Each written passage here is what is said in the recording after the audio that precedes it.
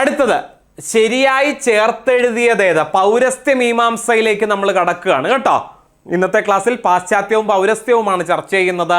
പാശ്ചാത്യത്തിലേക്ക് വരുമ്പോൾ എഴുത്തുകാരൻ്റെ മരണം, പാഠത്തിൻ്റെ സർവപ്രാമാണ്യം, അബോധ മനസ്സിൻ്റെ ഘടന, ഭാഷയുടേതാണ്, ചിഹ്നശാസ്ത്ര പഠനം. ഇത് പട്ടിക 1-ലും. ദെറീദ, ലെക്കാൻ, ബാർത്ത്, ഉംബർക്കോ എക്കോ, യുങ് എന്നിവർ അടുത്തതിലെയും നമുക്ക് കാണാൻ സാധിക്കും. എല്ലാവർക്കും നമസ്കാരം. HSA മലയാളം പരീക്ഷയ്ക്ക് തയ്യാറെടുക്കുന്നവർക്ക് ഒരു സന്തോഷ വാർത്തയായിട്ടാണ് ഞാനിന്ന് എത്തിയിരിക്കുന്നത്. ഒരു കാരണവശാലും വിട്ടുകളയാൻ പാടില്ലാത്ത HSAയിലെ ഒരു അധ്യായമാണ് പാശ്ചാത്യ പൗരസ്ത്യ സിദ്ധാന്തങ്ങൾ. ആണല്ലോ, ഒരുമാതിരിപ്പെട്ടവരെ സംബന്ധിച്ചിടത്തോളം ഒക്കെ ബുദ്ധിമുട്ടുള്ള അധ്യായമാണ്. അപ്പം നമ്മൾ എന്ത് ചെയ്യണം? അവിടെ നിന്ന് ഏറ്റവും അധികം ചോദ്യങ്ങൾ ചോദിച്ചിട്ടുള്ളത് ഏതൊക്കെ വകുപ്പിൽ നിന്നാണെന്ന് നോക്കി വെക്കണം. അത് വരുന്ന പരീക്ഷയിൽ നമുക്ക് ഗുണം ചെയ്യും. അപ്പം നമ്മൾ ഇത്തരത്തിൽ ഒരു ഹോട്ട് സീരീസ് ചെയ്യാൻ ഉദ്ദേശിക്കുന്നുണ്ട്. ഹോട്ട് ടോപ്പിക്സ് വെച്ചുകൊണ്ടുള്ള ഹോട്ട് സീരീസ്. അതായത് നമ്മുടെ പരീക്ഷയ്ക്ക് ഒരു കാരണവശാലും വിട്ടുകളയാൻ പാടില്ലാത്ത പ്രധാനപ്പെട്ട ചോദ്യങ്ങൾ, പ്രധാനപ്പെട്ട ഏരിയകൾ ഉൾപ്പെടുത്തിക്കൊണ്ടുള്ളതാണ് ഈ ഹോട്ട് സീരീസ്. ഓക്കെ, അപ്പോൾ ഇന്ന് നമ്മൾ ചർച്ച ചെയ്യുന്നത് പാശ്ചാത്യ പൗരസ്ത്യ സിദ്ധാന്തങ്ങളിലെ ഹോട്ട് ടോപ്പിക്കുകളാണ്, ഹോട്ട് ഏരിയാസ് ആണ് നമ്മൾ ഇന്ന് ചർച്ച ചെയ്യുന്നത്. അപ്പോൾ ഒരു ചോദ്യം ചർച്ച ചെയ്യുന്നതിനോടൊപ്പം തന്നെ അതുമായിട്ട് ബന്ധപ്പെട്ട അനുബന്ധ വിവരങ്ങൾ കൂടി നമ്മൾ ചർച്ച ചെയ്യുന്നുണ്ട്. അതുവഴി നിങ്ങൾക്ക് വലിയൊരു ഏരിയ കവർ ചെയ്യാൻ സാധിക്കും എന്നാണ് ഞാൻ വിശ്വസിക്കുന്നത്. ക്ലാസ് കണ്ടതിന് ശേഷം നിങ്ങളുടെ അഭിപ്രായം കമൻറ്റ് ചെയ്യാൻ മറക്കരുത്. അപ്പോൾ നമുക്ക് എന്ത് ചെയ്യാം? കാര്യത്തിലേക്ക് കടക്കാം. പാശ്ചാത്യ പൗരസ്ത്യ സിദ്ധാന്തങ്ങളിൽ നിന്ന് എപ്രകാരമൊക്കെയാണ് നമ്മുടെ പരീക്ഷയ്ക്ക് മുൻപ് ചോദ്യം ചോദിച്ചിട്ടുള്ളത്, ചോദിക്കാൻ സാധ്യതയുള്ളത് നമുക്കൊന്ന് പരിശോധിക്കാം. ഒന്നാമത്തെ ചോദ്യം ഇതാണ്: അപൂർവ വസ്തു നിർമ്മാണക്ഷമാ പ്രജ്ഞ എന്നത് എന്തിൻ്റെ ലക്ഷണമാണ് എന്നാണ് ചോദ്യം. അപൂർവ വസ്തു നിർമ്മാണക്ഷമമായ പ്രതിഭ എന്ന് എന്തിനെയോ നിർവചിച്ചിട്ടുണ്ട്. എന്തിനെയാണ്? ശക്തിയാണോ, പ്രതിഭയാണോ, ലക്ഷണയാണോ, വ്യഞ്ജനയാണോ? ഇതിൽ ഏതിന് കൊടുക്കുന്ന നിർവചനമാണ് അപൂർവ വസ്തു നിർമ്മാണക്ഷമ പ്രജ്ഞ എന്നുള്ളത്? എല്ലാവർക്കും അറിയാം, ശരിയായ ഉത്തരം പ്രതിഭയാണ്. പ്രതിഭയ്ക്ക് കൊടുക്കുന്ന നിർവചനമാണ് അപൂർവ വസ്തു നിർമ്മാണക്ഷമ പ്രജ്ഞ എന്നുള്ളത്. നോക്കാം ഇതിൻ്റെ വിശദാംശങ്ങൾ. അപൂർവ വസ്തു നിർമ്മാണക്ഷമമായ പ്രജ്ഞയെ ആരാ? അഭിനവഗുപ്തനാണ് കേട്ടോ. അഭിനവഗുപ്തൻ എങ്ങനെ വിശേഷിപ്പിച്ചു? പ്രതിഭ എന്ന് വിശേഷിപ്പിച്ചു. വേണമെങ്കിൽ വരുന്ന പരീക്ഷയ്ക്ക് ചോദ്യം എങ്ങനെ മാറി ചോദിക്കാം? ഈ ഒരു നിർവചനം കൊടുത്തതാര്? പ്രതിഭയ്ക്ക് ഇങ്ങനൊരു നിർവചനം കൊടുത്തതാര് എന്നൊരു ചോദ്യം നമ്മുടെ പരീക്ഷയ്ക്ക് പ്രതീക്ഷിക്കാം. ഉത്തരം അഭിനവഗുപ്തനാണ്. ഇതിൻ്റെ പ്രഭാവവും സ്വഭാവവും വേറെ വാക്കുകളിലും അദ്ദേഹം വർണ്ണിച്ചിട്ടുണ്ട്. രസാവേശം നിമിത്തം സുന്ദരവും വിശദവുമായ കാവ്യം നിർമ്മിക്കാൻ ഒരാളെ പ്രതിഭ പ്രാപ്തനാക്കുന്നു. വർണ്ണനീയ വസ്തുവിനെ ഒരു പുതിയ വെളിച്ചത്തിൽ അവതരിപ്പിക്കാൻ പ്രതിഭാധനനായ കവിക്ക് കഴിയുകയുള്ളൂ എന്നും അഭിനവഗുപ്തൻ പറയുന്നു. അല്ലേ? പറയുന്ന വിഷയങ്ങളിലുള്ള പുതുമയല്ല, ആഖ്യാന രീതിയിലുള്ള പുതുമയാണ് ഒരു കവിയെ യഥാർത്ഥ കവിയാക്കി മാറ്റുന്നത്. അതാണ് നളിനിക്ക് അവതാരിക എഴുതിയ സമയത്ത് AR രാജരാജവർമ്മ എന്തു പറഞ്ഞത്? ഗതാനുഗതികത്വത്തെക്കാൾ നവനവോല്ലേഖ കൽപ്പനകളിൽ ശ്രദ്ധയൂന്നുന്നവരായിരിക്കണം ആധുനിക കവികൾ എന്ന് പറഞ്ഞത്. അല്ലെ? വിഷയത്തിൽ സമാനതയുണ്ടെങ്കിലും അത് അവതരിപ്പിക്കുന്ന, അതിൻ്റെ ആഖ്യാന രീതിയിൽ പുതുമ കൊണ്ടുവരാൻ ശ്രമിക്കുമ്പോഴാണ് ഏതൊരു കലയും ആസ്വാദ്യകരമായി തീരുന്നത്. അങ്ങനെ ആസ്വാദ്യകരമായി ആഖ്യാനം ചെയ്യാൻ എല്ലാവർക്കും സാധ്യമാകില്ല. അത് ഈ പറഞ്ഞ പ്രതിഭ ഉള്ളവർക്ക് മാത്രമേ സാധ്യമാകൂ. ഈ പറയുന്ന പ്രതിഭയെയാണ് അഭിനവഗുപ്തൻ എങ്ങനെ നിർവചിച്ചത്? നേരത്തെ ചോദ്യത്തിൽ കണ്ടതുപോലെ അപൂർവ വസ്തു നിർമ്മാണക്ഷമ പ്രജ്ഞ എന്ന് നിർവചിച്ചത്. വർണ്ണനീയ വസ്തുവിനെ ഒരു പുതിയ വെളിച്ചത്തിൽ അവതരിപ്പിക്കാൻ പ്രതിഭാധനനായ കവിക്ക് മാത്രമേ കഴിയുകയുള്ളൂ. അങ്ങനെയെങ്കിൽ നോക്കിക്കേ, മറ്റൊരു നിർവചനം നമുക്ക് പരിശോധിക്കാം. തസ്യ ച കാരണം കവിഗത കേവല പ്രതിഭ സ ച കാവ്യഘടനാനുകൂല ശബ്ദാർത്ഥോപസ്ഥിതി എന്ന് പറഞ്ഞത് ആരാണ്? രസഗംഗാധരത്തിൽ ജഗന്നാഥനാണ്, ജഗന്നാഥ പണ്ഡിതനാണ് ഇങ്ങനൊരു അഭിപ്രായം ഉന്നയിച്ചു കാണുന്നത്. കാവ്യത്തിനു കാരണം കവിഗതമായ പ്രതിഭ മാത്രമാണ്. അല്ലെ? ആർക്ക് വേണമെങ്കിലും 2 വരി കുറിക്കാൻ സാധിക്കും. പക്ഷേ പണ്ഡിതന്മാരുടെ മുന്നിൽ അവർ പരിഹാസ്യരായിത്തീരും. ആ കവി അംഗീകരിക്കപ്പെടണമെന്നുണ്ടെങ്കിൽ ജന്മനായുള്ള വാസന, അതായത് പ്രതിഭ ഒരു വ്യക്തിക്കുണ്ടെങ്കിൽ മാത്രമാണ് ആ വ്യക്തി സർവസമ്മതനായി തീരൂ എന്നാണ് പൊതുവിലുള്ള അഭിപ്രായം. അതിനെ തന്നെ മറ്റൊരു തരത്തിൽ അല്ലെ രസഗംഗാധരത്തിൽ ജഗന്നാഥൻ ഇപ്രകാരം നിർവചിച്ചിരിക്കുന്നു. എങ്ങനെ? തസ്യ ച കാരണം കവിഗത കേവല പ്രതിഭാസ ച കാവ്യഘടനാനുകൂല ശബ്ദാർത്ഥോപസ്ഥിതി എന്നാണ് നിർവചിച്ചിട്ടുള്ളത്. മറ്റൊന്ന് നോക്കിക്കേ, കവിത്വ ബീജം പ്രതിഭാനാം യസ്മാദ്വിന കാവ്യം ന നിഷ്പാദയേത് നിഷ്പന്നം വാ ഹാസ്യായതനം സ്യാത്. നോക്കണേ, കവിത്വ ബീജം പ്രതിഭാനം യസ്മാദ്വിന കാവ്യം ന നിഷ്പാദയേത് നിഷ്പന്നം വാ ഹാസ്യായതനം സ്യാത് എന്ന് നിർവചിച്ചതാരാ? വാമനൻ. ഏത് ഗ്രന്ഥത്തിലാ? കാവ്യാലങ്കാര സൂത്രത്തിലാണ് ഇപ്രകാരം ഒരു അഭിപ്രായം പറഞ്ഞു കാണുന്നത്. അതായത് കവിത്വത്തിന്റെ ബീജം എന്ന് പറയുന്നത് പ്രതിഭയാണ്. അതില്ലാതെ കവിത ഉത്ഭവിക്കുകയില്ല. ഉത്ഭവിച്ചാലും ഹാസ്യാസ്പദമാവുകയുള്ളൂ. അല്ലെ, തികച്ചും കഴിവില്ലാത്തൊരു വ്യക്തിയാണ് അല്ലെ ഒരു വിഷയം അവതരിപ്പിക്കുന്നതെങ്കിൽ അത് വല്ലാതെ മുഴച്ചു നിൽക്കും. അതിൽ കാണുന്നവന് സഹൃദയന് കല്ലുകടി അനുഭവപ്പെടും. കല്ലുകടി അനുഭവപ്പെടാതെ അവതരിപ്പിക്കുന്ന വിഷയം രണ്ട് കൈയും നീട്ടി സഹൃദയർ സ്വീകരിക്കണമെങ്കിൽ ആ രീതിയിലുള്ള അല്ലെ പ്രമേയം ആവശ്യപ്പെടുന്ന രീതിയിലുള്ള ആഖ്യാനമായിരിക്കണം കവിയുടെ ഭാഗത്തു നിന്നുണ്ടാകേണ്ടത്. അങ്ങനെയുള്ളത് അല്ലെ അത്തരത്തിൽ അവതരിപ്പിക്കാൻ ആർക്കു മാത്രമേ സാധ്യമാകൂ? പ്രതിഭാധനനായ കവിക്ക് മാത്രമേ സാധ്യമാകൂ എന്ന് അഭിപ്രായപ്പെട്ടത് വാമനനാണ്. അല്ലാത്ത പക്ഷം അവർ പരിഹാസ്യരായി തീരുമത്രേ. കിട്ടിയല്ലോ. നോക്കാം. ശക്തിർ നിപുണത ലോകശാസ്ത്ര കാവ്യാദ്യവേക്ഷണാത് കാവ്യജ്ഞ ശിക്ഷയാഭ്യാസ ഇതി ഹേതുസ്തദുദ്ഭവേ എന്ന് പറഞ്ഞതാരാണ്? കാവ്യപ്രകാശത്തിൽ മമ്മടനാണ് ഇങ്ങനൊരു അഭിപ്രായം പറഞ്ഞത്. നിർവചനം നമുക്ക് ഒന്നുകൂടി പരിശോധിക്കാം.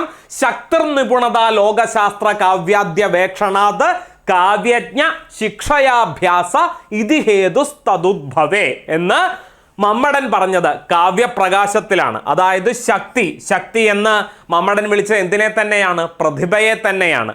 ശക്തി, ലോകം, ശാസ്ത്രം, കാവ്യം മുതലായവ നിരീക്ഷിച്ചു പഠിച്ചതിൻ്റെ ഫലമായുളവാകുന്ന നിപുണത അഥവാ വ്യുൽപ്പത്തി കാവ്യജ്ഞന്മാരുടെ അടുത്തു നിന്ന് നേടുന്ന പരിശീലനാദികൾ വഴിയുള്ള അഭ്യാസം, ഇവ മൂന്നും ചേർന്ന ഒന്നാണ് കാവ്യഹേതു. കാവ്യഹേതുക്കൾ എന്ന് പറഞ്ഞ് മൂന്ന് കാര്യത്തെയാണ് നമ്മൾ ചർച്ച ചെയ്യുന്നത് അല്ലേ? എന്തൊക്കെയാ? ശക്തി അഥവാ വ്യുൽപ്പത്തി, ശക്തിർ നിപുണതാഭ്യാസം എന്നാണ് നമ്മൾ പറയുന്നത് അല്ലേ? ശക്തി, നിപുണത, അഭ്യാസം. ഇതിന്റെ മറ്റൊരു പേരാണ് എന്ത്? പ്രതിഭ, വ്യുൽപ്പത്തി, അഭ്യാസം എന്നത്.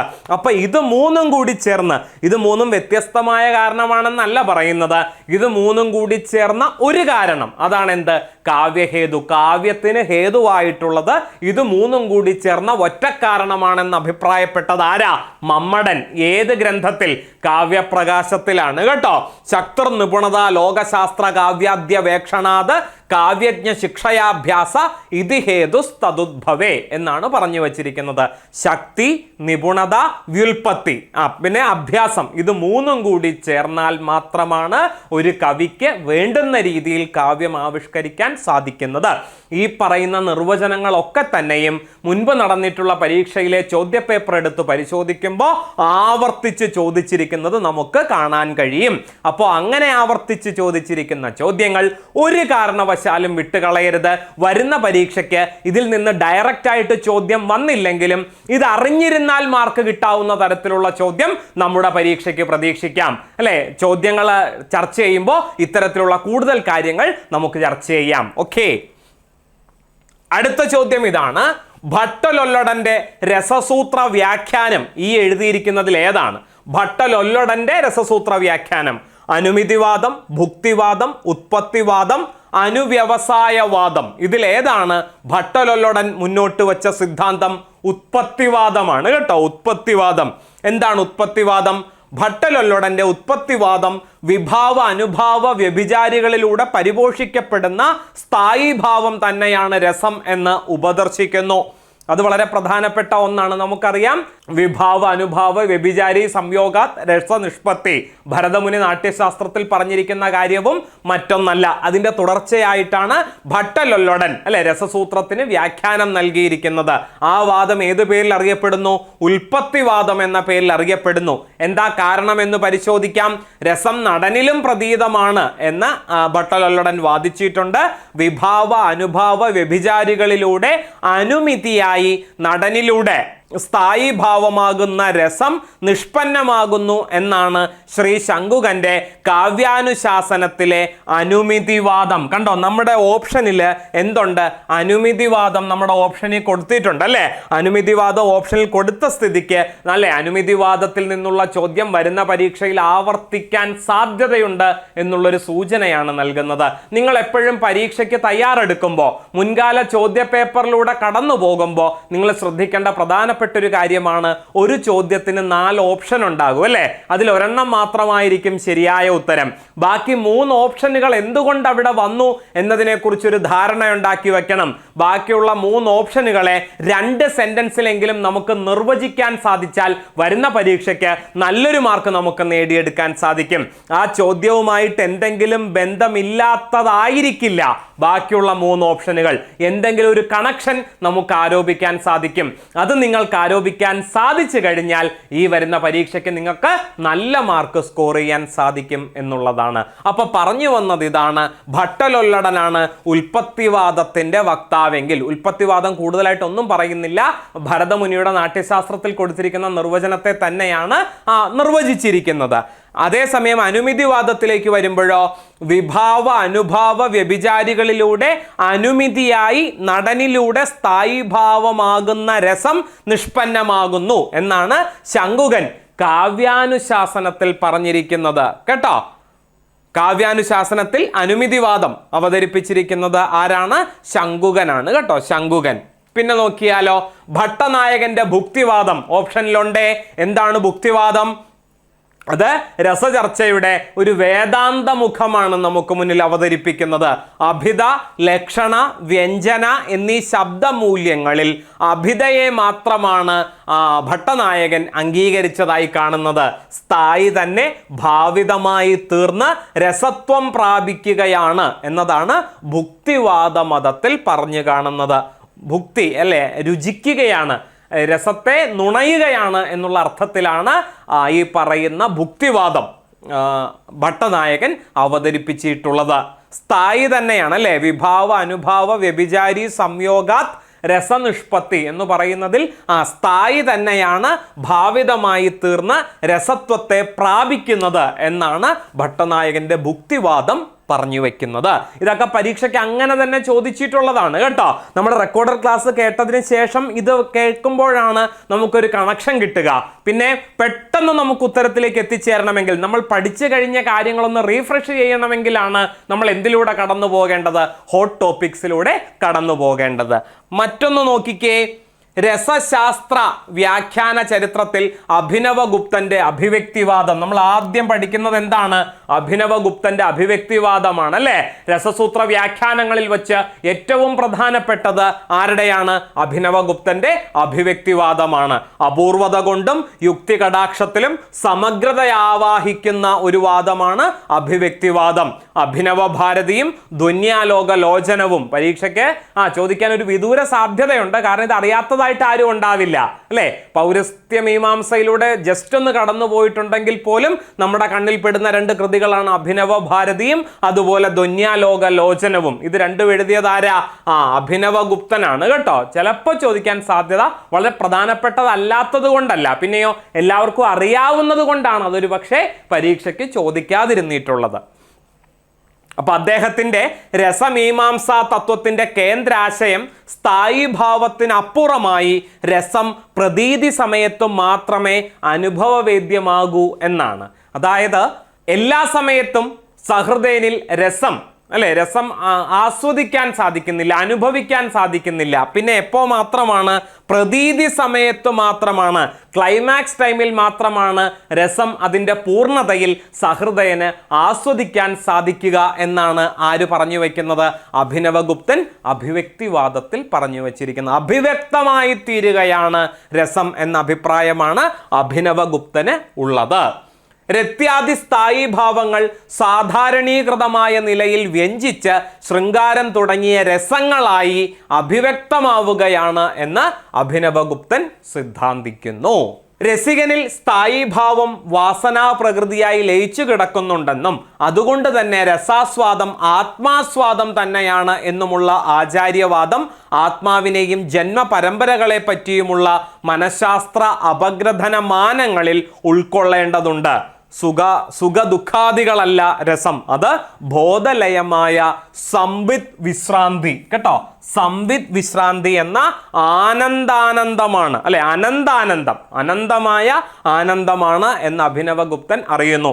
ഒന്ന് ആലോചിച്ച് നോക്കിക്കേ, ഒരു സഹൃദയനെ നമ്മൾ നിർവചിക്കുന്നത് എങ്ങനെയാണ്? ഏറ്റവും സിമ്പിളായിട്ട് സഹൃദയനെ നമുക്ക് നിർവചിക്കാൻ സാധിക്കുന്നത് എങ്ങനെയാണ്? കവിക്ക് സമാനമായ ഹൃദയത്തോട് കൂടിയവൻ, കവി ചിന്തിക്കുന്നത് പോലെ ചിന്തിക്കുന്നവൻ. അതുകൊണ്ടാണ് എല്ലാവർക്കും ഒരേ കാവ്യം ആസ്വാദ്യകരമായി തീരാത്തത്, ശരിയല്ലേ? അതായത് ഞാനും നിങ്ങളും ഒരേ കൃതി വായിക്കുന്നു, എനിക്കത് ഇഷ്ടപ്പെടുന്നു, നിങ്ങൾക്കത് ഇഷ്ടപ്പെടുന്നില്ല. എന്തായിരിക്കാം അതിന് കാരണം? എന്നിൽ സഹൃദയത്വത്തിൻ്റെ അളവ് കൂടുതലും നിങ്ങളിൽ കുറവായതുമാണ് അതിന് കാരണം, ശരിയല്ലേ? അതൊരു തെറ്റൊന്നുമല്ല. ഓരോരുത്തരുടെ താല്പര്യം, അല്ലേ, ഓരോരുത്തരുടെ താല്പര്യം ഭിന്നമാണ്. ഭിന്നമായ താല്പര്യത്തോടു കൂടിയാണ് നാം ഓരോരുത്തരും ജീവിക്കുന്നത്. അപ്പോൾ നമുക്ക് പലപ്പോഴും അയ്യോ ഇത് എങ്ങനെയാണ് ഇങ്ങനെ ഒരു കഥയൊക്കെ ഒരു സംവിധായകൻ എടുക്കാൻ സാധിക്കുക? ഇത് വളരെ ബോറായിട്ടുണ്ടല്ലോ, ഇതൊക്കെ നടക്കുന്ന കാര്യമാണോ എന്ന് ഒരു കൂട്ടർ ചോദിക്കും. നമ്മൾ ഈ സിനിമാ റിവ്യൂവിലൊക്കെ കേട്ടിട്ടുണ്ട്, അല്ലേ? ചിലരെന്ത് പറയും? കൊള്ളാം, കണ്ടിരിക്കാവുന്ന ഒരു പടമായിരുന്നു. മറ്റു ചിലർ പറയും അടിപൊളി പടമായിരുന്നു എന്ന് പറയും. അപ്പോൾ ഒരേ സിനിമ കണ്ട പലർക്കും ഈ പറയുന്ന സിനിമയെ പലതരത്തിൽ ആസ്വദിക്കാൻ പറ്റുന്നത് എന്തുകൊണ്ടാണ്? അല്ലെങ്കിൽ എല്ലാവർക്കും ഒരേപോലെ ആസ്വദിക്കാൻ പറ്റാത്തത് എന്തുകൊണ്ടാണ്? സഹൃദയത്വത്തിൻ്റെ കയറ്റിയിറക്കമാണ്, അല്ലേ? കൂടുതലും കുറവുമാണ് അവരെ അതിന് അപ്രാപ്യരാക്കി തീർക്കുന്നത്. അപ്പൊ പറഞ്ഞു വന്നത്, നമ്മുടെ ഉള്ളിലുള്ള രസാസ്വാദനത്തെ മാത്രമേ നമുക്ക് ആസ്വദിക്കാൻ സാധിക്കൂ. എനിക്കൊരു നല്ല പാട്ട് അല്ലെങ്കിൽ ഒരു പാട്ട് കേട്ടിട്ട് അത് നല്ലതാണ് എന്നെനിക്ക് തോന്നണമെന്നുണ്ടെങ്കിൽ എൻ്റെ ഉള്ളിൽ അതിൻ്റെ ഒരു സ്പാർക്ക് എൻ്റെ ഉള്ളിൽ ഉള്ളത് കൊണ്ടാണ് എനിക്കത് ആസ്വദിക്കാൻ സാധിക്കുന്നത്. നല്ലൊരു സിനിമ കണ്ടിട്ട് അത് നല്ലതാണെന്ന് എനിക്ക് അനുഭവപ്പെട്ടത് എന്തുകൊണ്ടാണ്? ആ സംവിധായകൻ ചിന്തിച്ചതിന് സമാനമായ രീതിയിൽ എനിക്ക് ചിന്തിക്കാൻ പറ്റുന്നത് കൊണ്ടാണ്. അപ്പോൾ ഓൾറെഡി അതിന് സമാനമായ ഒരു ആസ്വാദന തലം എൻ്റെ ഉള്ളിലുള്ളത് കൊണ്ടാണ് എനിക്കത് ആസ്വാദ്യകരമായി തീരുന്നത്. ഉള്ളിലുള്ള ഒന്ന് മാത്രമേ നമുക്ക് പുറമേ കാണുന്ന ഒന്നിലൂടെ ആസ്വദിക്കാൻ സാധിക്കൂ എന്നാണ് ആര് പറയുന്നത്?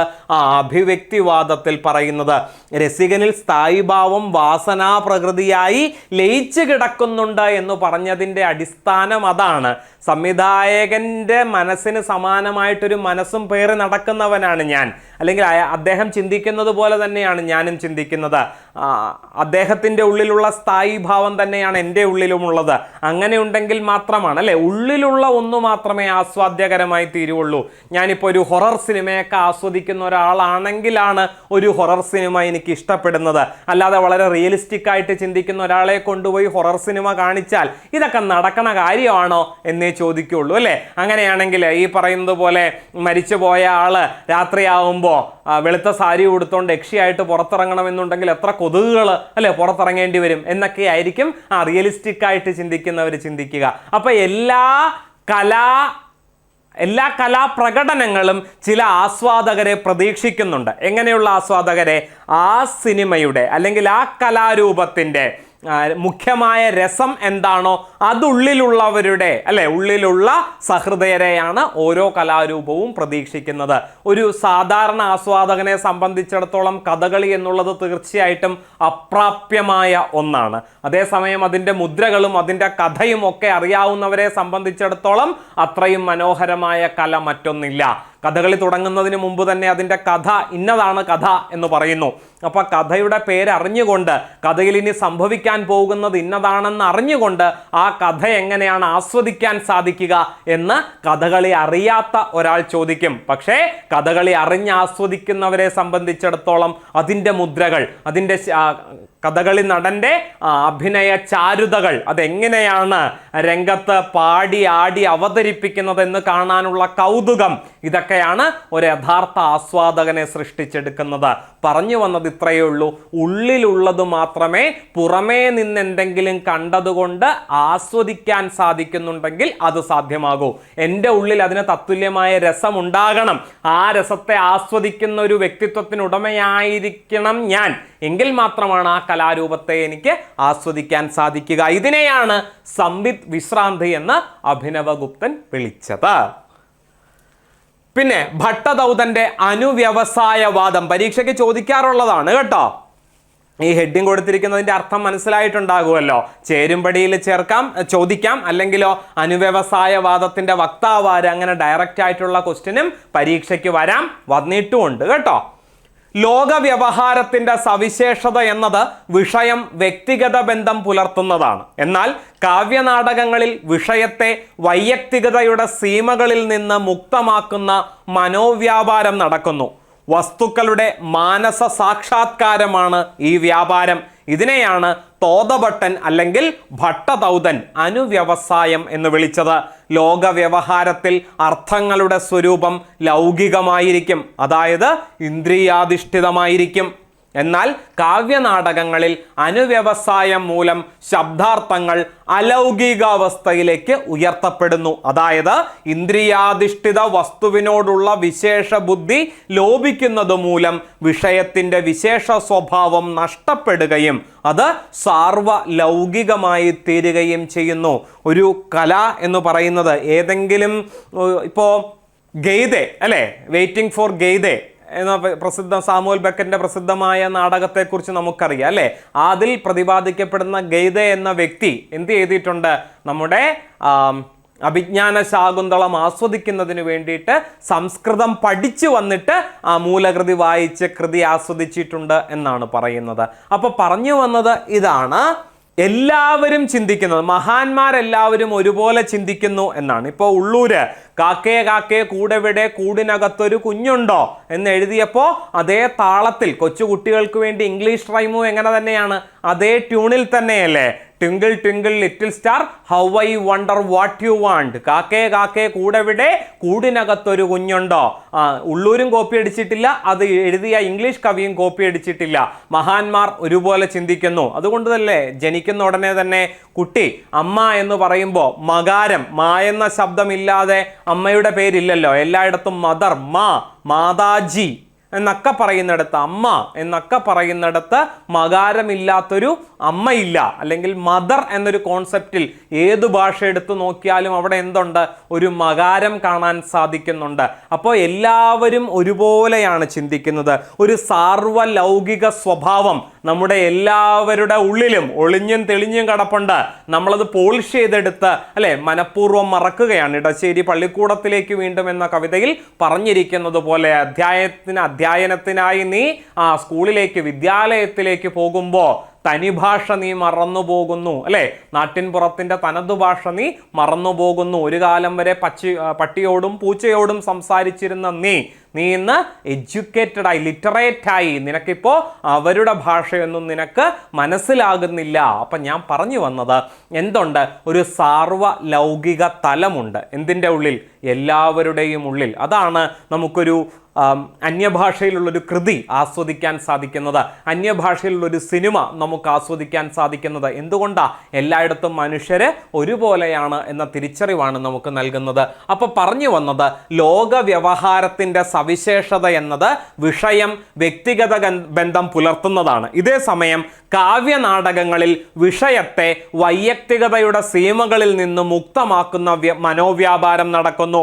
വസ്തുക്കളുടെ മാനസ സാക്ഷാത്കാരമാണ് ഈ വ്യാപാരം. പ്രണയം എന്നുള്ളത് ഏത് രാജ്യത്തായാലും ഏത് മനുഷ്യനിലായാലും അതിനൊരു സാർവലൗകിക മാനമുണ്ട് അല്ലേ?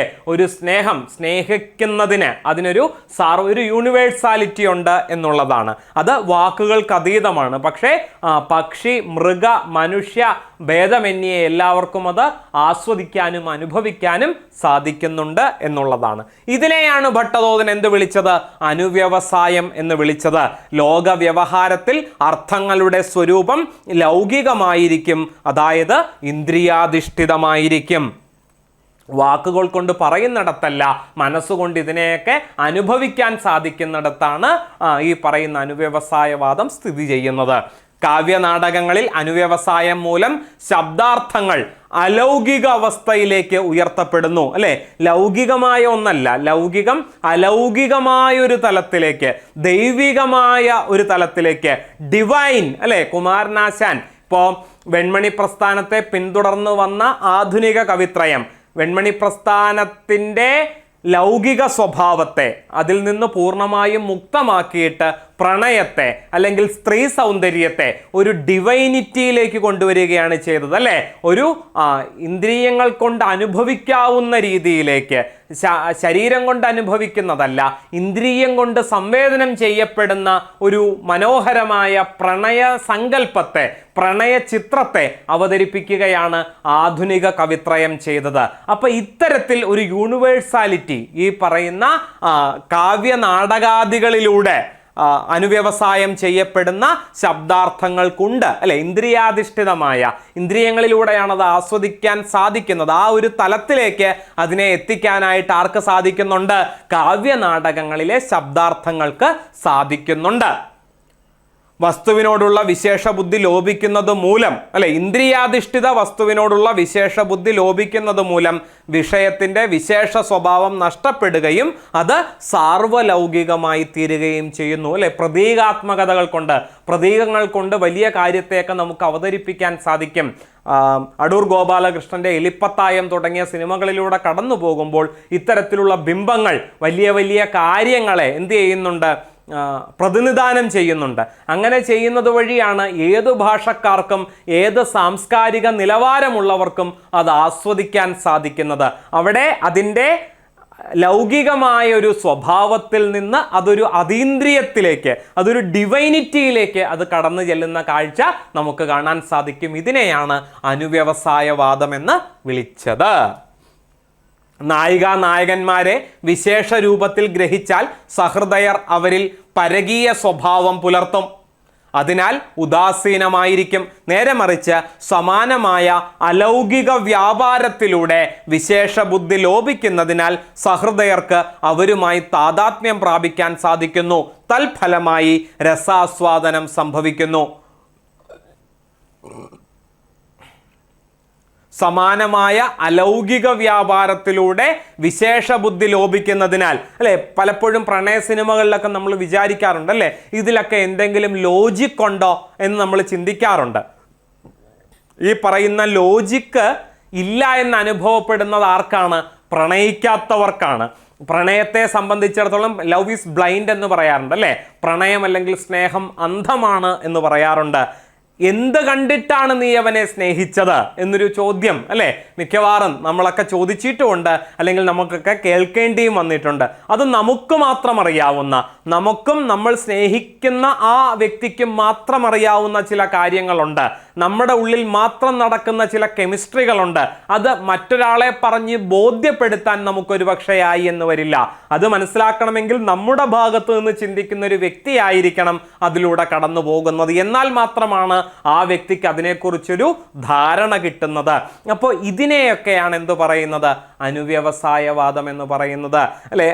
നമുക്ക് എന്തിലും ഒരു സാധൂകരണം സാധ്യമാകുന്നത് എപ്പോഴാണ്? നമുക്ക് ആ ഭാഗത്ത് നിന്ന് ചിന്തിക്കാൻ സാധിക്കുമ്പോഴാണ്. നമുക്ക് ആ കഥാപാത്രങ്ങളായി സ്വയം പരിവേഷം ചെയ്യപ്പെടുമ്പോൾ മാത്രമാണ് നമുക്കതുമായിട്ട് താദാത്മ്യപ്പെടാൻ സാധിക്കൂ. നേരത്തെ പറഞ്ഞ രസസംവിശ്രാന്തിയിലേക്കൊക്കെ നമ്മൾ കടക്കും അല്ലേ? എന്താ കാരണം? നമ്മുടെ ഉള്ളിൽ കിടക്കുന്ന ഒന്നിനെ മാത്രമേ നമുക്ക് ആസ്വദിക്കാൻ സാധിക്കൂ എന്ന് പറയുന്നിടത്തേക്ക് ഇതിനെല്ലാത്തിനും ഈ പറയുന്നത് പോലെ ഒരു കണക്ഷൻ ഉണ്ട് എന്ന് ചുരുക്കം. അടുത്ത ചോദ്യം ഇതാണ്, വാമനന്റെ അലങ്കാര നിർവചനം ഏതാണ്? കാവ്യം അലങ്കാരം, രസവത് അലങ്കാരം, സൗന്ദര്യം അലങ്കാരം, ശാസ്ത്രം അലങ്കാരം. ഇതിൽ വാമനന്റെ അഭിപ്രായ പ്രകാരം അദ്ദേഹം അലങ്കാരത്തെ നിർവചിച്ചിരിക്കുന്നത് സൗന്ദര്യം അലങ്കാരം എന്നാണ്. എന്താണ് ഈ സൗന്ദര്യം എന്നുള്ളത് കൊണ്ട് ഉദ്ദേശിക്കുന്നത്? സൗന്ദര്യം അലങ്കാരഃ എന്ന വാമനന്റെ സൂത്രം വ്യാപകമായ ഒരു അർത്ഥത്തിലാണ് സൗന്ദര്യം എന്ന വാക്ക് ഉപയോഗിച്ചിരിക്കുന്നത്. ഈ അർത്ഥത്തിൽ ആ വാക്ക് വിഗ്രഹിക്കേണ്ടത് അലം കരോതി എന്നാണ്. അലങ്കാരത്തെ അലം കരോതി. അലം എന്ന അവ്യയത്തിന് പര്യാപ്തമാകുക, പോന്നതായിരിക്കുക, സമർത്ഥമാകുക, ശക്തമാകുക, ഉദ്ദിഷ്ട കാര്യം നടത്താൻ കഴിവുള്ളതാകുക എന്നൊക്കെയാണ് അലം എന്ന വാക്കിന് അർത്ഥമുള്ളത്. സാമർഥ്യമുണ്ടാക്കുന്നു, കഴിവുണ്ടാക്കുന്നു, ശക്തമാക്കുന്നു എന്നും മറ്റും അർത്ഥം അലങ്കാരത്തിന് കൊടുക്കാവുന്നതാണ്. അപ്പോൾ അലങ്കാരം എന്താക്കി തീർക്കുന്നു? കഴിവുള്ളതാക്കി തീർക്കുന്നു, സാമർഥ്യമുള്ളതാക്കി തീർക്കുന്നു, ശക്തമാക്കി തീർക്കുന്നു. എന്തിനെ? കാവ്യത്തെ. അപ്പൊ അതാണ് അലങ്കാരത്തിൻ്റെ ധർമ്മം എന്നാണ് അദ്ദേഹം പറഞ്ഞു വയ്ക്കുന്നത്. കവിതയ്ക്ക് ശക്തിയും സൗന്ദര്യവും പ്രദാനം ചെയ്ത് അത് ഉദ്ദേശിക്കുന്ന ആനന്ദം നൽകാൻ അതിനെ കഴിവുറ്റതാക്കുന്നതാണ് അലങ്കാരം എന്ന് ചുരുക്കം. അപ്പോൾ കാവ്യത്തിൽ നിന്ന് അലങ്കാരത്തെ അടർത്തി മാറ്റിയാൽ അത് വെറും ഗദ്യം മാത്രമായി പോകുമത്രേ. കാവ്യത്തെ കാവ്യമാക്കി തീർക്കുന്നത്, ഏതൊരാശയത്തെയാണോ സംവേദനം ചെയ്യാൻ കാവ്യം കൊണ്ട് ഉദ്ദേശിക്കുന്നത് അത് പ്രാപ്തമാക്കി തീർക്കുന്നത് എന്താണ്? അതിൽ ഉപയോഗിച്ചിട്ടുള്ള അലങ്കാരമാണ് എന്നാണ് ആരുടെ അഭിപ്രായം? നമ്മുടെ വാമനന്റെ അഭിപ്രായം. കാവ്യ സൗന്ദര്യം പ്രതിപാദന വൈചിത്രത്തെ ആശ്രയിച്ചിരിക്കുന്നു എന്ന് വിശ്വസിച്ചവരാണ് അലങ്കാര പദ്ധതി മുന്നോട്ട് വച്ചത്. കണ്ടോ, പ്രതിപാദന വൈചിത്ര്യം. എല്ലാവരും പറയുന്ന വിഷയം ഒന്നു തന്നെയാണെങ്കിലും പ്രണയം അതിന് ഒരു ബഹുത്വത്തെ പ്രദാനം ചെയ്യുന്നത് എന്താണ്? അത് ഏത് രീതിയിൽ ആഖ്യാനം ചെയ്യപ്പെടുന്നു എന്നുള്ളതിലെ ഒരു വേരിയൻസ് ആണ്, അല്ലേ? ഒരു വൈചിത്ര്യമാണ് അതിനെ എന്താക്കി തീർക്കുന്നത്? കഥയെ വ്യത്യസ്തമാക്കി തീർക്കുന്നത്.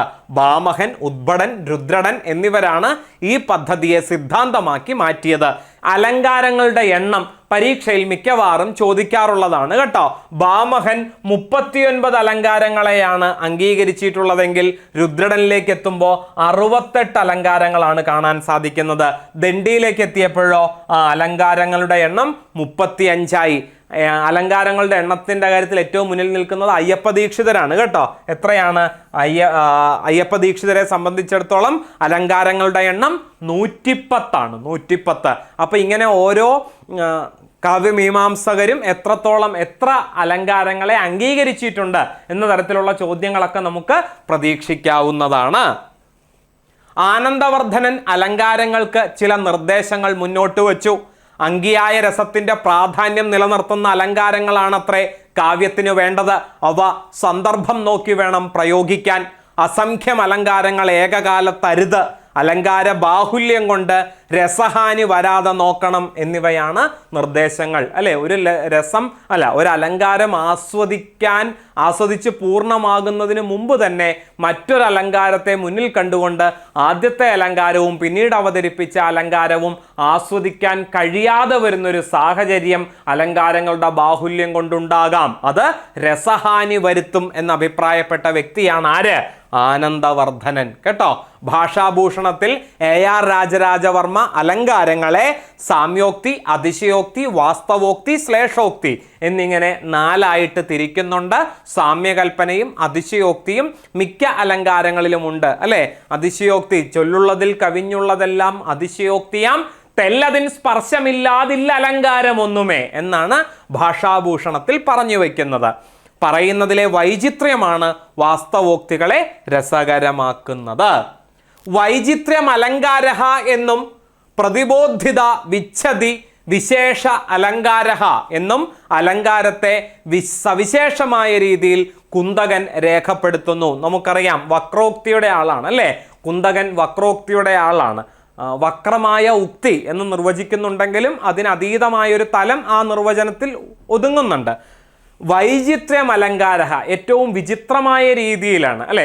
വൈചിത്രത്തെ അവതരിപ്പിക്കുന്നിടത്താണ് അലങ്കാരം കാണാനാകുക എന്നാണ് കുന്തകന്റെ അഭിപ്രായം.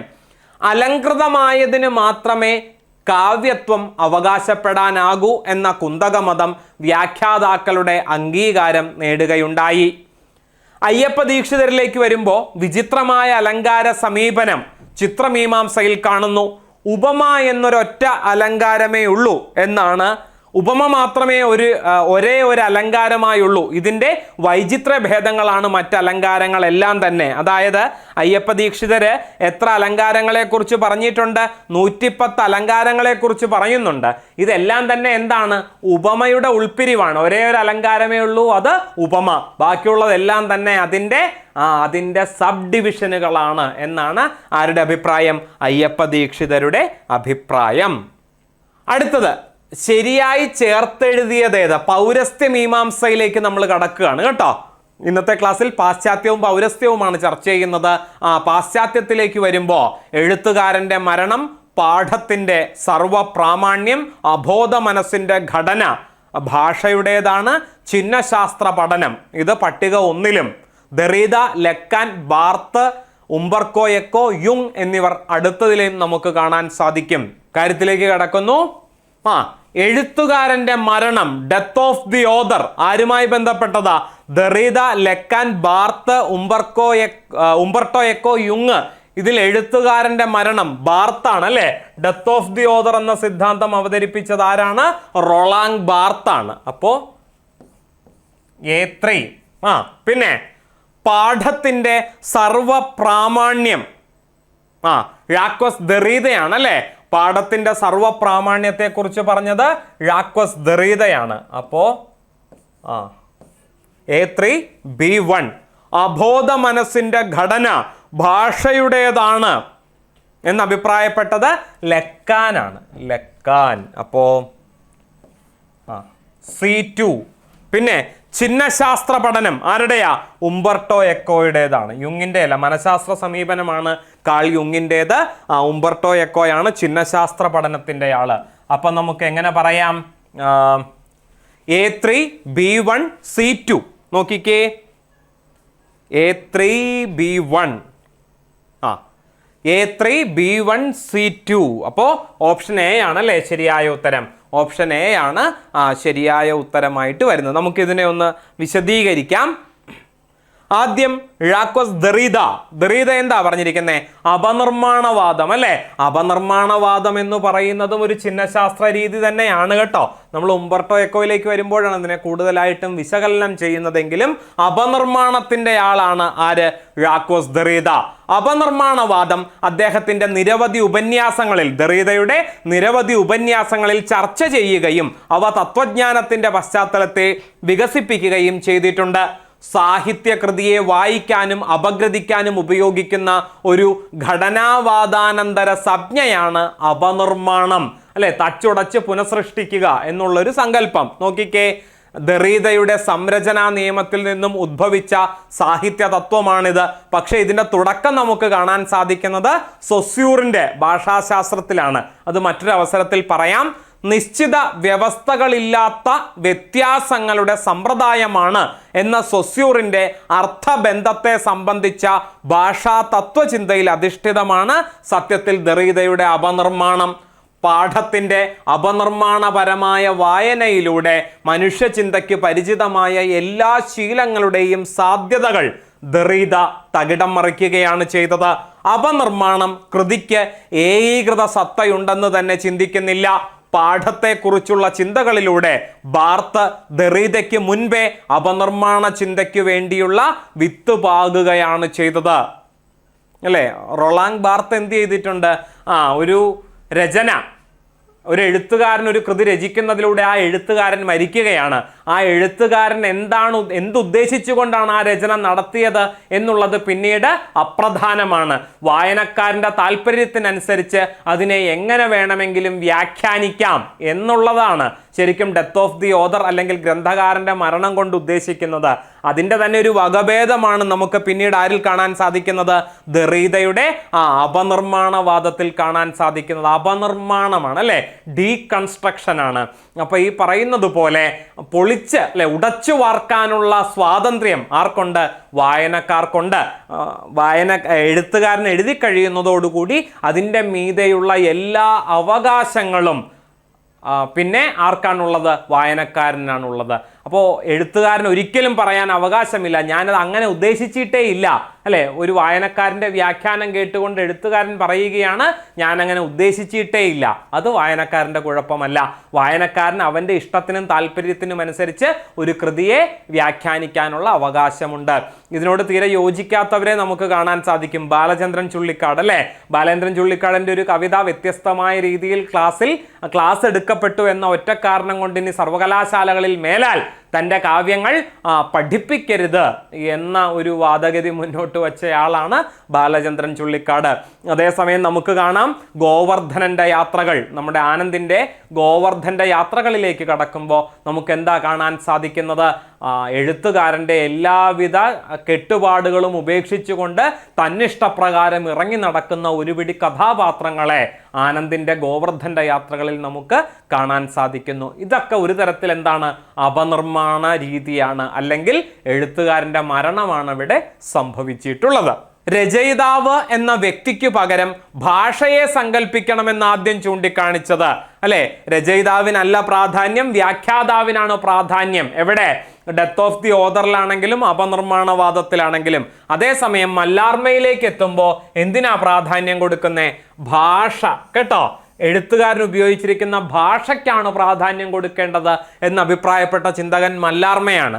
മല്ലാർമയുടെ രചനകൾ എഴുത്തുകാരനെ പിന്നിലാക്കുകയും ഭാഷയെ മുന്നിൽ നിർത്തുകയും ചെയ്യുന്നു.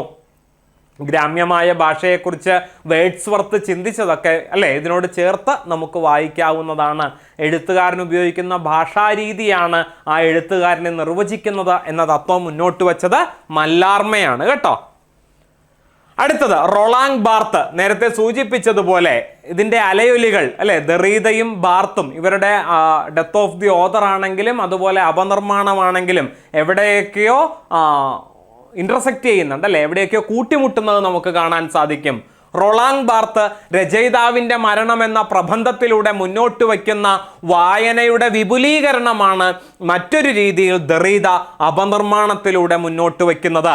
ഒരു രചന വായനക്കാരന് ലഭിക്കുന്ന ഒരു പാഠമായി തീരുമ്പോൾ എഴുത്തുകാരൻ എന്ന വ്യക്തി അപ്രസക്തമാകുന്നതായി ബാർത്ത് വ്യക്തമാക്കുന്നു. ഗ്രന്ഥകാരൻ മരിച്ചു. സാഹിത്യ വിമർശകനായ റൊളാങ് ബാർത്തിന്റെ പ്രഖ്യാപനമായിരുന്നു അത്. 1968 പ്രസിദ്ധീകരിച്ച ദ ഡെത്ത് ഓഫ് ഓതർ എന്ന പ്രബന്ധത്തിലാണ് ഗ്രന്ഥകാരൻ മരിച്ചു എന്നൊരു പ്രസ്താവന റൊളാങ് ബാർത്ത് ഉന്നയിക്കുന്നത്, കേട്ടോ. എഴുതപ്പെട്ട ഭാഷ സ്വതന്ത്രമായി നിലനിൽക്കുന്ന പാഠമായി തീരുകയും വായനക്കാരൻ എഴുത്തുകാരനെ പോലെ മറ്റൊരു രചയിതാവായി തീരുകയും ചെയ്യുന്ന പ്രക്രിയയാണ് ബാർത്ത് ചിത്രീകരിക്കുന്നത്. എൻ്റെ ഇഷ്ടത്തിനനുസരിച്ച് ഒരുപക്ഷെ എഴുത്തുകാരൻ ചിന്തിക്കുന്നതിലും കരുതുന്നതിലും അപ്പുറമായിട്ട് എൻ്റേതായിട്ടുള്ള രീതിയിൽ ഞാനൊരു കലാശകലത്തെ ഞാൻ ഡിഫൈൻ ചെയ്യുന്നുണ്ടെങ്കിൽ, നിർവചിക്കുന്നുണ്ടെങ്കിൽ അവിടെ എന്നിലുള്ള സർഗാത്മകതയാണ് വർക്കൗട്ട് ആകുന്നത് എന്നാണ് ഇദ്ദേഹം പറഞ്ഞു വയ്ക്കുന്നത്. മറ്റൊരു തരത്തിൽ പറഞ്ഞാൽ ഒരു രചനയെ പാഠമായി കാണുമ്പോൾ പുസ്തകം എന്ന അടഞ്ഞ സമീപനം ഉപേക്ഷിക്കേണ്ടി വരുന്നു. ദെറീദ ഒരടി കൂടി മുന്നോട്ട് പോവുകയും ഒരു പാഠം, അതിൻ്റെ വിമർശനം കൂടി അതിൽ തന്നെ ഉൾക്കൊള്ളുകയും ചെയ്യുന്നതായി സമർത്ഥിക്കുന്നുണ്ട്. അതാണ് അപനിർമ്മാണവാദം കൊണ്ട് ഉദ്ദേശിക്കുന്നത്. ഒരു കൃതി അതിൻ്റെ ഉള്ളിൽ നിന്നുകൊണ്ട് തന്നെ സ്വയം പുനരീകരിക്കുകയോ അല്ലെങ്കിൽ സ്വയം അപനിർമ്മാണം, അല്ലെ, അപനിർമ്മിക്കുകയോ ചെയ്യുന്നുണ്ട് എന്നാണ് ദെറീദയുടെ അഭിപ്രായം. അതിൻ്റെ ഒരുപടി പിന്നിൽ നിൽക്കുന്നു റൊളാങ് ബാർത്തിൻ്റെ എഴുത്തുകാരൻ്റെ മരണം. എഴുതുന്നതോടുകൂടി എഴുത്തുകാരൻ മരിക്കുകയും പിന്നെ അത് വ്യാഖ്യാനിക്കുന്നവൻ്റെ ഇഷ്ടത്തിന് വഴങ്ങിക്കൊടുക്കുകയും ചെയ്യുന്നു. അങ്ങനെ വ്യാഖ്യാതാവ് മറ്റൊരു എഴുത്തുകാരനായി തീരുകയും ചെയ്യുന്നു എന്നാണ് ഡെത്ത് ഓഫ് ദി ഓതർ കൊണ്ട് ബാർത്ത് ഉദ്ദേശിച്ചത്. വായന സർഗാത്മക പ്രക്രിയയാണെന്ന പ്രഖ്യാപനത്തിലൂടെ ബാർത്ത് മണ്ഡന ഖണ്ഡന വിമർശനങ്ങൾക്കപ്പുറം നിരൂപണത്തെ ദാർശനിക തലത്തിലേക്ക് ഉയർത്തുകയാണുണ്ടായത്. നിരൂപണ കല സർഗാത്മക സൃഷ്ടിയാണെന്ന് പ്രഖ്യാപിച്ച KP അപ്പൻ്റെ സൗന്ദര്യ ദർശനത്തിൻ്റെ യുക്തിയും ഇതുതന്നെയാണ്, അല്ലേ? ബാർത്തിൻ്റെ ബാർത്ത് ചിന്തിച്ചതുപോലെ തന്നെ പിൽക്കാലത്ത് മലയാള നിരൂപണത്തിൽ ചിന്തിച്ച ആളാണ് KP അപ്പൻ. അതുകൊണ്ടാണ് അദ്ദേഹം എന്തു പറഞ്ഞത്? നിരൂപണകല എന്ന് പറയുന്നത് സർഗാത്മക സൃഷ്ടി തന്നെയാണ്, അല്ലെ? അതൊരു സ്വതന്ത്രമായ ഒരു വ്യക്തി ഒരു കാവ്യം രചിക്കുന്നതിന് എത്രമാത്രം സർഗാത്മകത ആവശ്യമാണോ, തത്തുല്യമായ സർഗാത്മകത ആ കൃതിയെ നിരൂപണം ചെയ്യുമ്പോഴും ആവശ്യമാണ്. അതുകൊണ്ട് നിരൂപകൻ എഴുത്തുകാരൻ്റെ താഴെയല്ല, എഴുത്തുകാരൻ്റെ തത്തുല്യമായ പ്രാധാന്യം അർഹിക്കുന്നയാളാണ് നിരൂപകനും എന്ന് KP അപ്പൻ അഭിപ്രായപ്പെടുന്നത് ബാർത്തിന്റെ സിദ്ധാന്തങ്ങളുടെ അടിസ്ഥാനത്തിലാണെന്ന് നമുക്ക് തിരിച്ചറിയാൻ കഴിയുന്നു. ഇദ്ദേഹത്തിന്റെ പ്രധാനപ്പെട്ട ഗ്രന്ഥങ്ങൾ ആരുടെയാ? ബാർത്തിൻ്റെയാണ് കേട്ടോ. Element of semiology, theory of text, from work to text, Michelet on റാസൽ, empire of science, writing degree 0, the pleasure of the text, writing and idea, early thought എന്നിവയാണ് അദ്ദേഹത്തിൻ്റെ നമ്മുടെ ബാർത്തിൻ്റെ പ്രധാനപ്പെട്ട ഗ്രന്ഥങ്ങൾ കേട്ടോ. അടുത്തത് ലക്കാൻ. ഫ്രോയിഡിന് ശേഷമുള്ള ഏറ്റവും പ്രമുഖ മനോവിജ്ഞാന വിദഗ്ധനായി ലക്കാനെ കരുതുന്നു. ഉത്തരാധുനിക ഘടനാവാദത്തിന്റെ മുഖ്യ വക്താവായും ലക്കാനെ പരിഗണിക്കുന്നുണ്ട്. ഫ്രോയിഡിയൻ വിമർശനം എഴുത്തുകാരൻ്റെ അല്ലെങ്കിൽ കഥാപാത്രങ്ങളുടെ അവബോധം വിശകലനം ചെയ്യുമ്പോൾ ലക്കാനിയൻ വിമർശനം പാഠത്തിൻ്റെ അവബോധം അപഗ്രഥിക്കുകയാണ് ചെയ്യുന്നത്.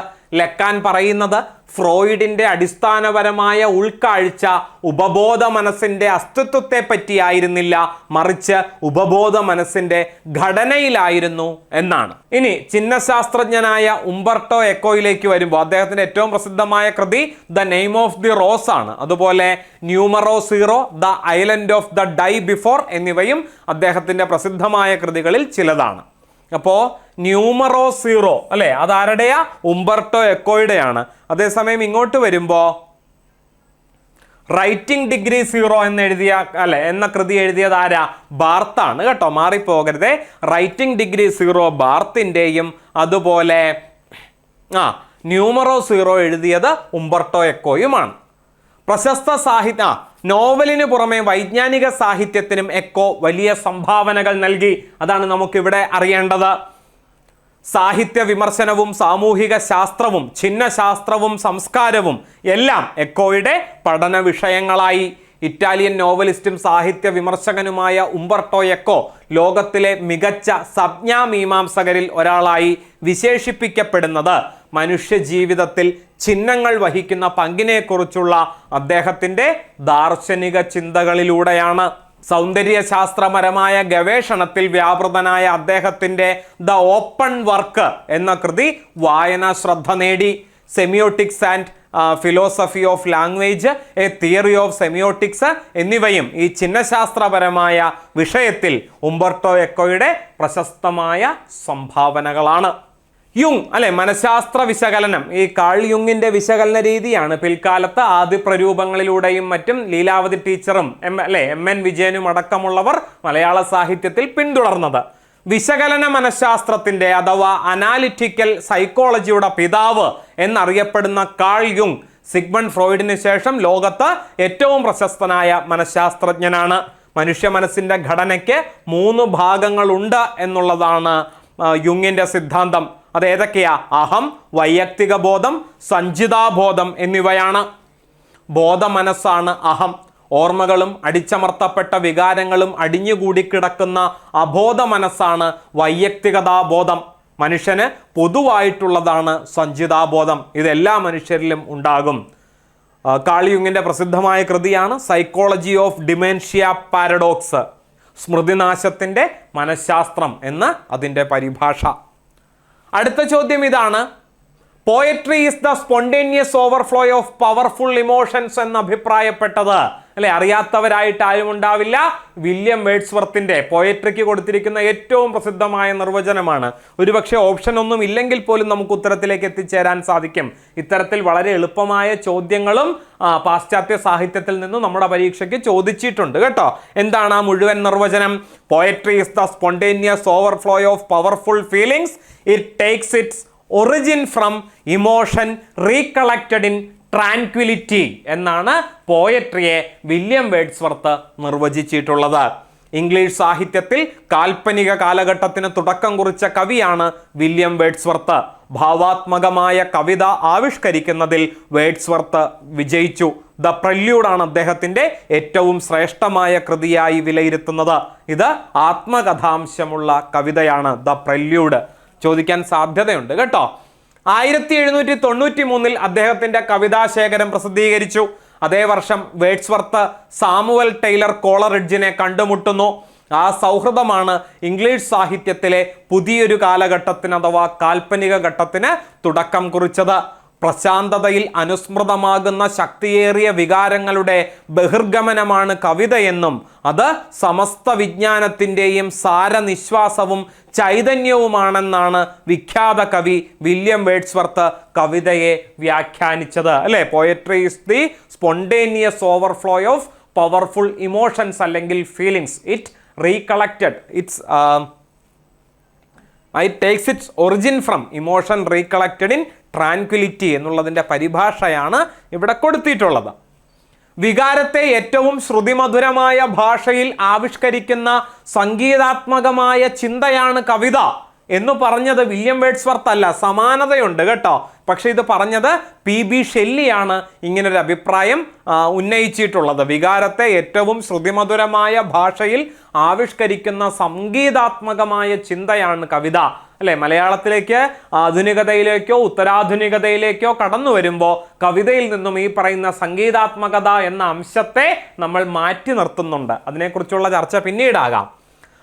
അതിരുമുറിക്കുന്ന വൈകാരികത കവിതയുടെ ഉള്ളടക്ക സമ്മർദ്ദമാണെങ്കിലും അതിനെ വിചാരഘടന കൊണ്ട് രൂപനിയന്ത്രിതമാക്കാൻ കഴിയുന്നില്ലെങ്കിൽ അത് കവിതയാകുന്നില്ല എന്ന് പറയുന്ന കവിവാക്യത്തിൻ്റെ ആദ്യ ഭാഗത്തെ മുറിച്ചെടുത്ത് ഇത് വികാരത്തിൻ്റെ വെള്ളപ്പൊക്കമാണ്, അങ്ങനെയാണ് വേഡ്സ്വർത്ത് നിർവചിച്ചിട്ടുള്ളത് എന്ന് പറയുന്നത് തീർച്ചയായിട്ടും ഒരു മോശം പ്രവണതയാണ് എന്ന് പറയപ്പെടാറുണ്ട് കേട്ടോ. കാരണം എന്താ, രണ്ടാം പകുതി ഓവർഫ്ലോ ഓഫ് പവർഫുൾ ഫീലിങ്സ് എന്ന് പറയുന്നുണ്ട് അല്ലേ. വികാരാവേഗത്തിൻ്റെ കുത്തൊഴുക്ക് എന്ന് പറയുമ്പോഴും അതിൻ്റെ രണ്ടാം പകുതിയിലൂടെ ഒന്ന് കടന്നു പോകുമ്പോൾ നമുക്ക് എന്ത് കാണാൻ സാധിക്കും? വികാരത്തെ കെട്ടഴിച്ചു വിടലല്ല, പിന്നെയോ അതിനെ വിചാരഘടന കൊണ്ട് രൂപനിയന്ത്രിതമാക്കാൻ കഴിയുന്നില്ലെങ്കിൽ അത് കവിതയാകുന്നില്ല. വെറുതെ സുഖലോലുപതയിൽ മേയാൻ വിടുന്ന, സഹൃദയനെ മേയാൻ വിടുന്ന ഒരു പ്രവണതയല്ല കവിത എന്ന് വിളിക്കേണ്ടത്. പിന്നെയോ അത് ചിന്തിപ്പിക്കണം. നേരായ മാർഗം വായിക്കുന്നവന് പകർന്നു കൊടുക്കാൻ കഴിവുള്ള ഒന്നുകൂടിയാവണം പോയട്രി. അവിടെയാണ് വേഡ്സ്വർത്തിൻ്റെ നിർവചനത്തിൻ്റെ പൂർണ്ണത നമുക്ക് കാണാൻ സാധിക്കുന്നത്.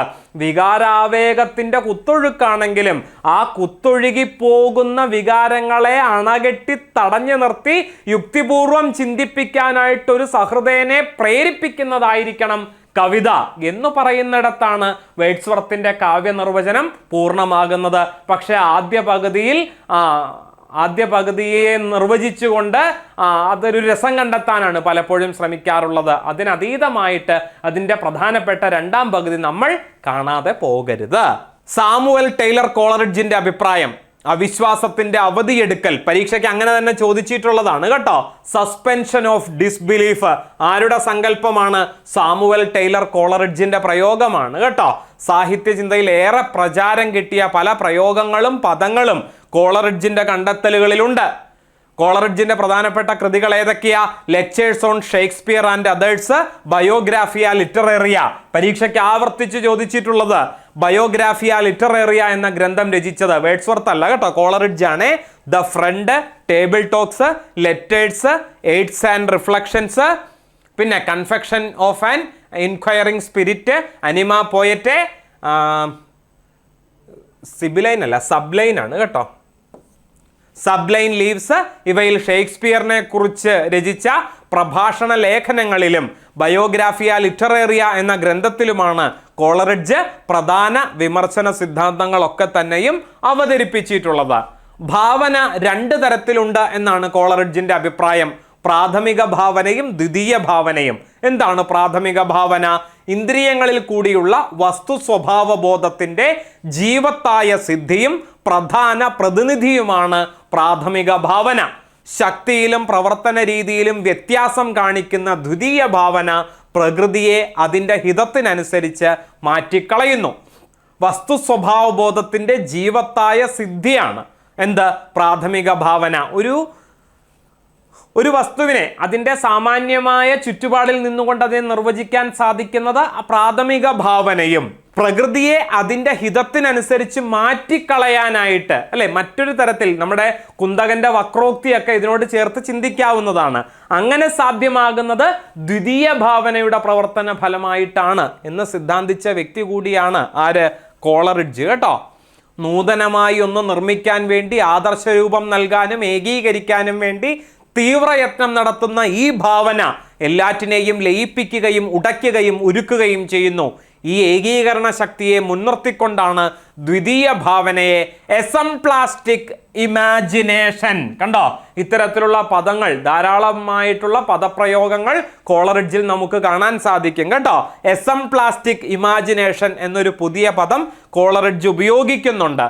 എസംപ്ലാസ്റ്റിക് എന്നാൽ ഒന്നാക്കി രൂപപ്പെടുത്തുക അല്ലെ, ഉരുക്കി ഒട്ടിക്കുക എന്ന് പറയുമല്ലോ, ആ അർത്ഥത്തിലാണ് എസംപ്ലാസ്റ്റിക് എന്ന വാക്ക് ഉപയോഗിക്കുന്നത്. To shape into one എന്നർത്ഥം അല്ലെ, രണ്ടിനെയും കൂടി ഉരുക്കി ഒന്നാക്കി യോജിപ്പിക്കുന്നു. ഇങ്ങനെ ഭാവനയെ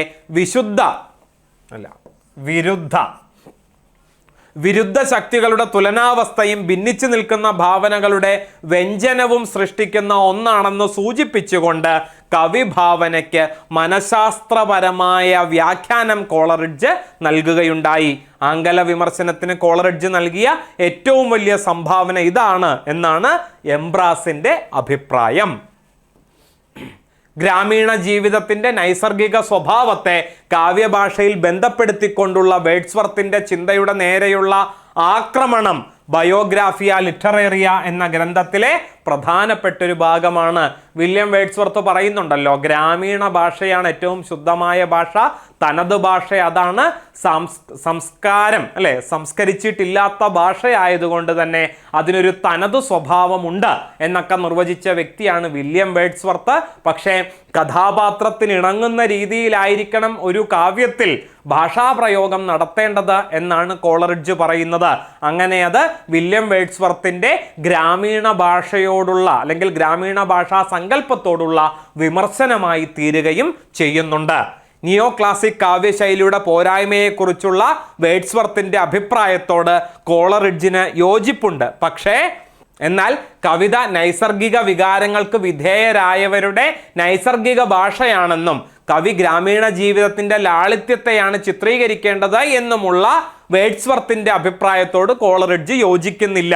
ഇദ്ദേഹത്തിന്റെ വില്യം വേഡ്സ്വർത്തിന്റെ പറയാം ഗ്രാമീണരായതുകൊണ്ട് മാത്രമല്ല വില്യം വേഡ്സ്വർത്തിന്റെ കഥാപാത്രങ്ങൾ ഇത്രമാത്രം അംഗീകാരം നേടിയത്. പിന്നെയോ വേഡ്സ്വർത്തിന്റെ ചില കാവ്യങ്ങളിലെ കഥാപാത്രങ്ങൾ ഗ്രാമീണരായതുകൊണ്ട് മാത്രമല്ല ആസ്വാദകരെ ആകർഷിച്ചത്, അവരെല്ലാം അരിസ്റ്റോട്ടിൽ വിശേഷിപ്പിച്ച ആദർശവൽക്കരിച്ച വ്യക്തികളായതുകൊണ്ടാണ് അല്ലെ. നമുക്കൊക്കെ റോൾ മോഡലുകളെയാണ് വില്യം വേഡ്സ്വർത്ത് അവതരിപ്പിച്ചത്. അത് ഗ്രാമീണ പശ്ചാത്തലത്തിൽ അവതരിപ്പിക്കപ്പെട്ടു എന്നുള്ളത് കൊണ്ടല്ല ഇത്രമാത്രം ആസ്വാദകരെ അത് ആകർഷിച്ചത്. പിന്നെ എന്തുകൊണ്ടാണ്? ഒരു റോൾ മോഡൽസിനെ വായനക്കാർക്ക് കിട്ടി എന്നുള്ളത് കൊണ്ടാണ് എന്ന് ബയോഗ്രാഫിയ ലിറ്ററേറിയ എന്ന ഗ്രന്ഥത്തിൽ കോളറിഡ്ജ് അഭിപ്രായപ്പെടുന്നുണ്ട്. ഗ്രാമീണ പശ്ചാത്തലത്തിൽ അപ്പോൾ വില്യം വേഡ്സ്വർത്തിന്റെ കഥാപാത്രങ്ങളെ സന്നിവേശിപ്പിച്ചിരിക്കുന്നത് അല്ലെങ്കിൽ കഥ ആവിഷ്കരിച്ചിരിക്കുന്നതൊക്കെ അടിപൊളിയായിട്ടുള്ള രീതിയിലാണ്. പക്ഷെ അതിൻ്റെ പിന്നിലുള്ള തത്വം അല്ലെ, തത്വത്തോട് യോജിക്കാൻ ആർക്ക് സാധിക്കുന്നില്ല? കോളറിഡ്ജിന് സാധിക്കുന്നില്ല. പ്രാദേശികതയും പരുക്കൻ സ്വഭാവവും നീക്കം ചെയ്ത ഒരു ഭാഷയെയാണ് കാവ്യഭാഷയായി സ്വീകരിക്കേണ്ടത് എന്ന വേഡ്സ്വർത്തിന്റെ വാദത്തിലെ അർത്ഥരാഹിത്യത്തെ കോളറിഡ്ജ് പരിഹസിക്കുകയും ചെയ്യുന്നു. ഗ്രാമീണ ഭാഷയിൽ നിന്ന് പ്രാദേശികത്തിന്റെ അംശങ്ങളും പരുക്കൻ സ്വഭാവവും മാറ്റി നിർത്തി അതിൽ നിന്ന് പരിഷ്കരിച്ചെടുത്ത ഭാഷയാണ് കാവ്യഭാഷയായി സ്വീകരിക്കേണ്ടത് എന്നല്ല കോളറിഡ്ജിന്റെ അഭിപ്രായം. അതാരുടെ അഭിപ്രായം? അത് വില്യം വേഡ്സ്വർത്തിന്റെ അഭിപ്രായം. കഥാപാത്രത്തിനും കഥാസന്ദർഭങ്ങൾക്കും അനുഗുണമായിട്ടാണ് ഭാഷയെ പ്രയോഗിക്കേണ്ടത് എന്നാണ് ബയോഗ്രാഫിയ ലിറ്ററേറിയയിൽ കോളറിഡ്ജ് അഭിപ്രായപ്പെട്ടിട്ടുള്ളത്. അങ്ങനെ അത് വില്യം വേഡ്സ്വർത്തിന്റെ അഭിപ്രായത്തോടുള്ള പരിഹാസമോ വിമർശനമോ ആയിത്തീരുന്നത് നമുക്ക് കാണാൻ സാധിക്കും. ഭാവനയെയും കാവ്യഭാഷയെയും കുറിച്ചുള്ള കോളറിഡ്ജിന്റെ അഭിപ്രായം ആധുനിക വിമർശനത്തെ ശക്തിയായി സ്വാധീനിച്ചിട്ടുണ്ട്. ആദ്യത്തെ ആധുനിക വിമർശകൻ കോളറിഡ്ജാണ് എന്ന് അഭിപ്രായപ്പെട്ടിട്ടുള്ളത് ഹേമാൻ എന്ന നിരൂപകനാണ്. ഇനിയും ഒരുപാട് വിശേഷങ്ങളും വിഷയങ്ങളും നമുക്ക് പാശ്ചാത്യ പൗരസ്ത്യ സിദ്ധാന്തത്തിലെ ഹോട്ട് ടോപ്പിക്സുമായിട്ട് ബന്ധപ്പെട്ട് ചർച്ച ചെയ്യേണ്ടതുണ്ട്. സമയം ഇത്തിരി അധികമായതിനാൽ അത് ഇതിൻ്റെ തുടർച്ചയായിട്ട് മറ്റൊരു അധ്യായത്തിൽ നമ്മൾ ചെയ്യുന്നതായിരിക്കും. അപ്പോൾ ഇന്നത്തെ ക്ലാസ്സിൻ്റെ അഭിപ്രായം പറയാൻ മറക്കരുത്. നിങ്ങൾക്ക് എത്രത്തോളം മനസ്സിലായിട്ടുണ്ട് എന്നുള്ളതൊക്കെ ഒന്ന് അഭിപ്രായപ്പെടുത്തിയാൽ വരുന്ന ക്ലാസ്സുകളിൽ നിങ്ങൾക്ക് കൂടുതൽ മികവുള്ള ക്ലാസ്സുകൾ പ്രതീക്ഷിക്കാം. ഇന്നത്തേക്ക് അവസാനിപ്പിക്കുന്നു. നന്ദി, നമസ്കാരം.